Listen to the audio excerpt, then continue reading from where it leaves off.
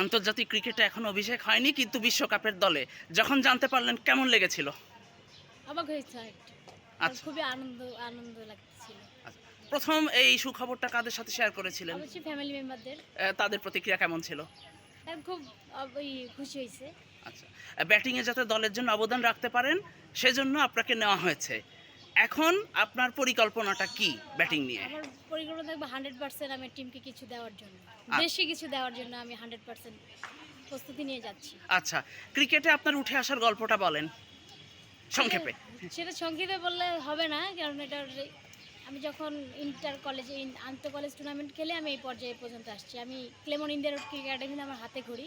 তো আমার কিছু বড় ভাই আমাকে ক্লেমন ইন্ডিয়া রোড ক্রিকেট একাডেমিতে ভর্তি করা যায়। ওখানে আমার কোচ এই ক্লেমন ইন্ডিয়া রোডের একাডেমির যারা আছে সবাই আমাকে অনেক হেল্প করছে।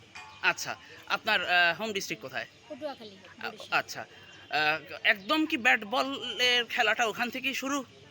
না, আমি ঢাকাতে এই যে ইন্টার বললাম না, ইন্টার। আন্তঃ কলেজ টুর্নামেন্ট থেকে ওখান থেকে শুরু।